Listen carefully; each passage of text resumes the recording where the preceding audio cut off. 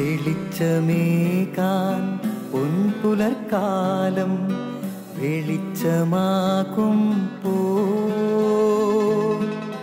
നുറുങ്ങുവെട്ടം പക്ഷിപരാഗം തെളിച്ചു കാട്ടുമ്പോ വരുന്നു ദൈവം മനസ്സിനുള്ളിൽ തിളക്കമേകിടാൻ തരുന്നു ധ്യാന പ്രകാശമാർക്കും വിളക്ക് വയ്ക്കുമ്പോൾ നുറുങ്ങുവെട്ടം ഇറങ്ങിടട്ടെ ഹൃദന്തമെല്ലാം യുഗപ്രകാശത്താൽ മറഞ്ഞിടട്ടെ മനാന്ധകാരം യുഗപ്രസാദത്താൽ നുറുങ്ങുവെട്ടം.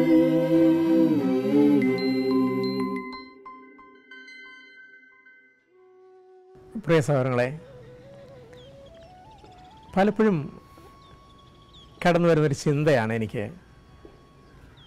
ഇത്രയും പ്രായമായാലേ ഇനി എനിക്ക് ശുശ്രൂഷയുണ്ടോ, ഇനി ഞാൻ ശുശ്രൂഷ എൻ്റെ ആളാണോ, ഇഷ്ടംപോലെ ചെറുപ്പക്കാരില്ലേ, പതുക്കെ ഇതിൽ നിന്ന് പിന്മാറിയാലോ എന്നൊക്കെ ചില ചിന്തകളൊക്കെ വരും. പക്ഷേ ഈ ചിന്തകളൊക്കെ വരുമ്പോൾ മറുപടിയായി ഒരു ചോദ്യചിഹ്നമായി ഇന്നും എൻ്റെ മനസ്സിൽ വീണ്ടും ശുശ്രൂഷയിലേക്ക് പോകണമെന്ന് ഉറപ്പിക്കുന്ന ഒരു വചനം ജെറമ്യ പ്രവാചകന്റെ പുസ്തകത്തിലെ 1-ാം അധ്യായത്തിലാണ്. അതിങ്ങനെയാണ് വായിക്കുന്നത്: മാതാവിൻ്റെ ഉദരത്തിൽ നിനക്ക് രൂപം നൽകുന്നതിന് മുമ്പേ ഞാൻ നിന്നെ അറിഞ്ഞു, ജനിക്കുന്നതിന് മുമ്പേ ഞാൻ നിന്നെ വിശുദ്ധീകരിച്ചു, ജനതകൾക്ക് പ്രവാചകനായി ഞാൻ നിന്നെ നിയോഗിച്ചു. അറിഞ്ഞു, വിളിച്ചു, വിശദീകരിച്ചു, ജനതകൾക്ക് പ്രവാചകനായി ഞാൻ നിന്നെ നിയോഗിച്ചു. എന്നെക്കുറിച്ച് ദൈവത്തിൻ്റെ ഒരു പദ്ധതി പ്രകാരം നിയോഗിക്കപ്പെട്ട ഒരു ജനതയുണ്ട്. ആ ജനതകൾക്ക് പ്രവാചകനായ ശുശ്രൂഷ ഏത് പ്രായത്തിലും ഞാൻ ചെയ്തേ പറ്റൂ എന്നെനിക്കൊരു ബോധ്യം. എന്നെ ഇന്നും അത്ഭുതപ്പെടുത്തുന്നൊരു വചനം എഫെസസ് ലേഖനം 1:4 വചനം: സ്നേഹത്തിൽ പരിശുദ്ധനും നിഷ്കളങ്കരുമായിരിക്കാൻ ദൈവം നിന്നെ ലോകസ്ഥാപനത്തിന് മുമ്പേ തിരഞ്ഞെടുത്തു. അപ്പോൾ എൻ്റെ ഈ ജനനം, ഈ ഭൂമിയിലുള്ള ജനനം എൻ്റെ മാതാപിതാക്കൾ പ്ലാൻ ചെയ്തിട്ടോ പദ്ധതി പ്രകാരമൊന്നും അല്ല.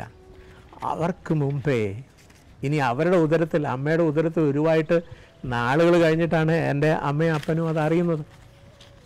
അതിനു മുമ്പേ അറിയുന്ന എൻ്റെ പിതാവായ ദൈവം ഇനി അതിനു മുമ്പേ, ലോകസ്ഥാപനത്തിന് മുമ്പേ എന്നെ അറിഞ്ഞിരിക്കുന്നൊരു ദൈവം. പഴയ നിയമത്തിലേക്ക് നോക്കി അറിയാം, മോശയുടെ, എബ്രാഹത്തിൻ്റെ ഒക്കെ ദൗത്യം ശുശ്രൂഷയൊക്കെ വല്ല പ്രായത്തിലാണ്, ഏത് പ്രായത്തിലും കർത്താവിന് വിളിക്കാം. പ്രായത്തിൽ വളരെയേറെ പ്രായം എത്തിക്കഴിഞ്ഞിട്ടാണ് പഴയ നിയമത്തിൽ കർത്താവ് പലരെയും വിളിച്ച് ശുശ്രൂഷയും ദൗത്യം ഏൽപ്പിക്കുന്നത്.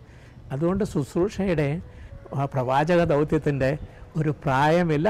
ഏത് പ്രായത്തിലും, മരണം വരെയും ഒരിക്കൽ യേശുവിനെ ശുശ്രൂഷ ചെയ്യാൻ ഞാൻ ഇറങ്ങിത്തിരിച്ചാൽ മരണം വരെയും എനിക്കത് നിറവേറ്റാനുണ്ട്. അതിന് എവിടെയും ആയിരിക്കുന്നിടത്തൊക്കെ എനിക്ക് കർത്താവിന് വേണ്ടി ശുശ്രൂഷ ചെയ്യാനുണ്ട്. നമുക്ക് അതിനെപ്പോഴും ഒരു തയ്യാറുള്ളവരായിരിക്കാം. അങ്ങനെ ഈശോയുടെ പാത പിൻചെന്ന് എന്നേക്കും നടന്ന് നീങ്ങാം നമുക്ക്.